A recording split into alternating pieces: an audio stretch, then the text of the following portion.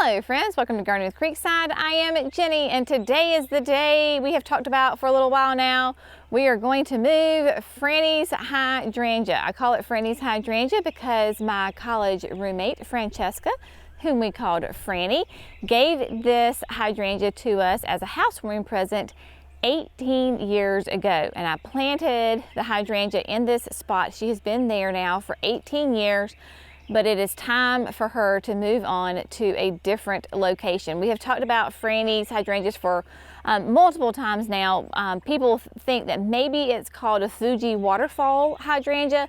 Still not quite exactly sure on that. So let me just show you why we are moving Frannie today. So you can see we have all of our equipment out here, but Frannie's hydrangea she's quite large. She is currently probably at least 5 feet wide, 4 to 5 feet tall perhaps. She's big, which is fine, but she doesn't bloom reliably here. Like last year I got 5 blooms off of her total. So we are gonna move her over to the creek. In relation, there is the kitchen window.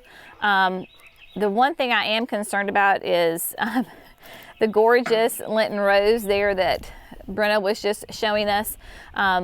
Obviously I do not want to disturb her. If I have to move her temporarily, then we will, that's fine. But I think Jerry's gonna be able to use the Bobcat.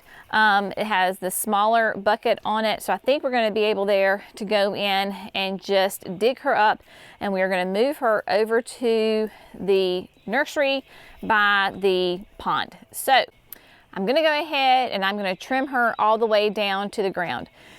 I have done several things with, like as far as pruning wise with Frannie before. Sometimes in early spring, I would prune her all the way down to the ground. She grows back up and would rebloom.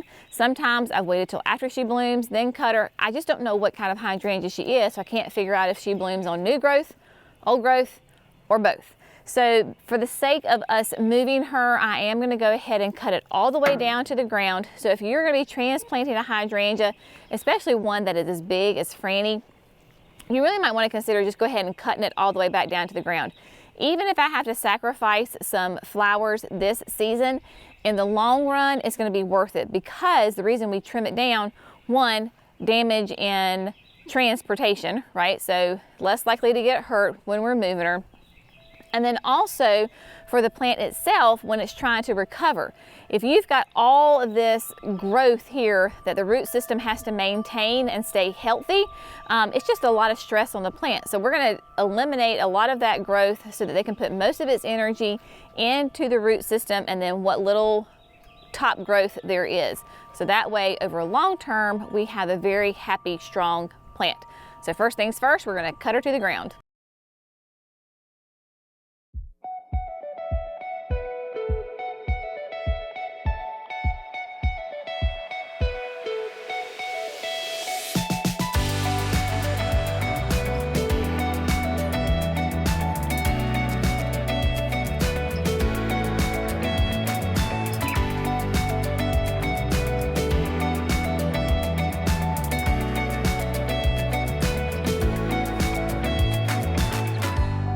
You can see how big the base is of this hydrangea. I mean, just the base itself is easily, I would say, 3 feet in width, and from this end, maybe 2 feet wide. So what we're gonna do is Jerry's gonna try with the Bobcat to go ahead and dig it up, trying to get as many of the root system as we can.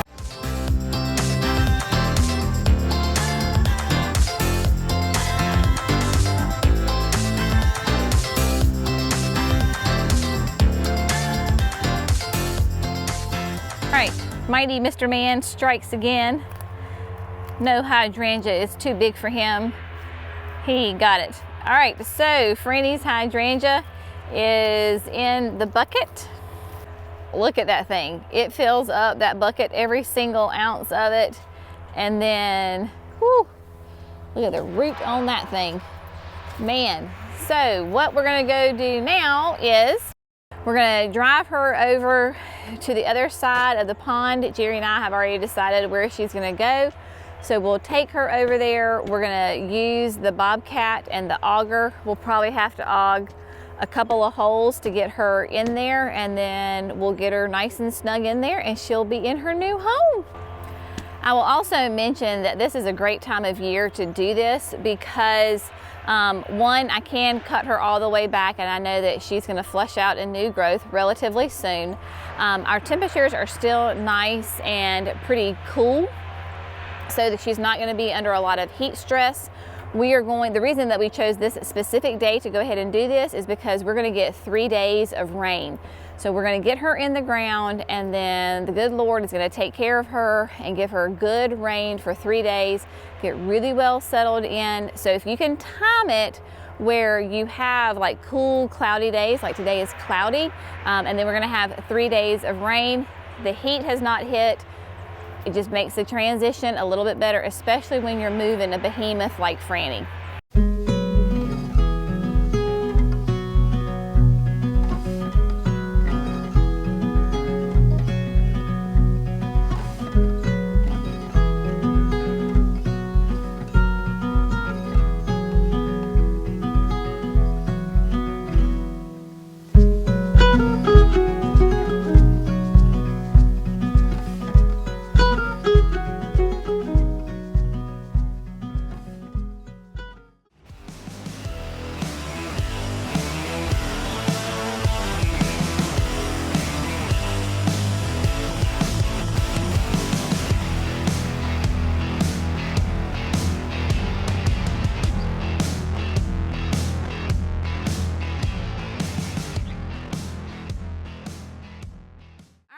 So Mr. Man decided it would just be easier to use the bucket on the bobcat instead of the auger because it is such a shallow, wide and shallow root system on this. So he went ahead and just dug a nice hole for it.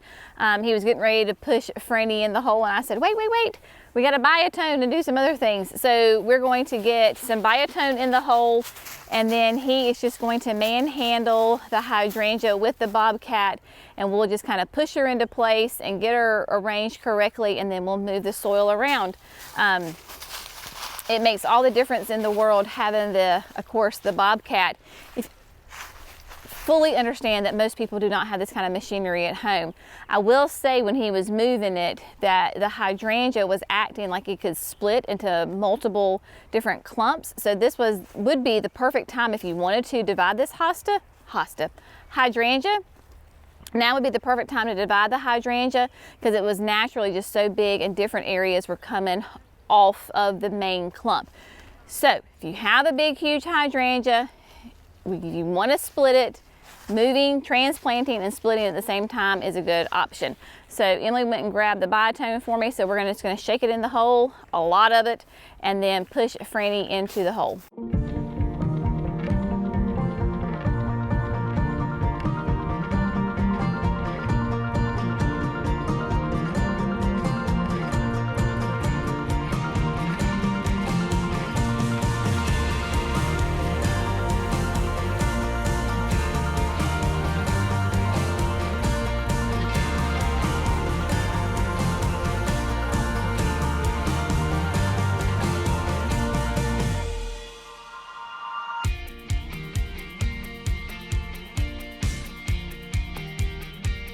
All right, my friends, so the project of moving Frannie's hydrangea is complete. I'm just gonna go ahead and tell you, I don't know what you can hear, but the bullfrogs have started croaking and the power company is on our street trimming trees for the power lines. So if you hear all this noise, just forgive us. Doing the best we can here, people. Okay, so just to kind of set you up where we are standing, obviously we have the pond right beside of us. This is a spring-fed pond, and if you can see the big holly tree that is at the head of the pond, underneath that holly tree is a natural spring. And years ago, well before Jackson was born, Jerry had this area dug out and had the pond made.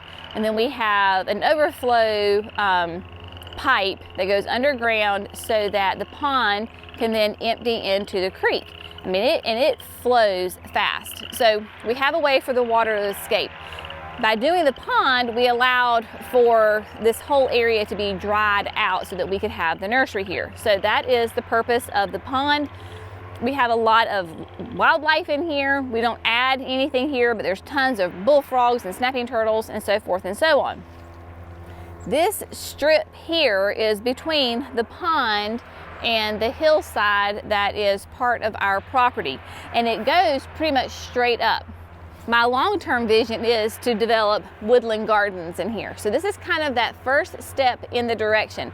This little strip is grass, so in the summertime we mow it. Last year I found the love of mowing because nobody can get to me and I can just be on the mower.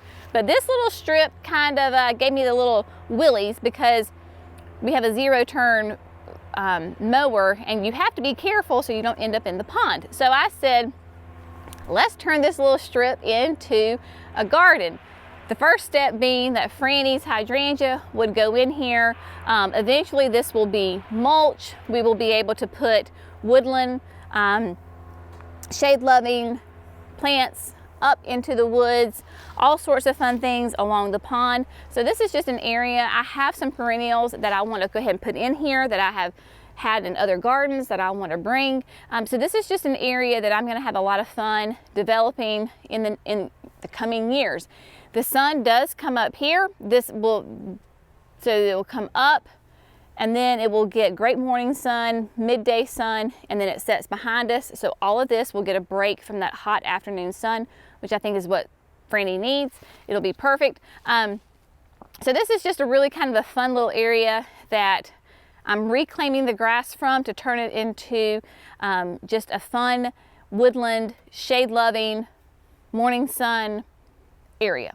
Put some native things in here, kind of just whatever floats my boat I will put in here. But Frannie's hydrangea is in here. Again, I am not going to worry about watering her now because we're going to get 3 days of rain starting tonight. What's the point? But this summer, as the heat hits and the rains stop, I will have to make sure that I keep her watered because really for the first year, you want to watch those shrubs and trees, especially when you are transplanting, because we obviously lost some of her roots when we dug her out of the ground. So you just want to make sure that you can maintain her water during those hot summer months so that she can get nice and acclimated. And then after that, she should be pretty much hands off.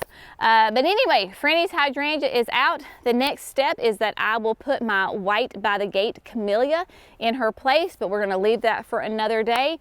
And as always, thanks so much for gardening with Creekside. Y'all have a fabulous day and we'll see you in the next video. Bye friends.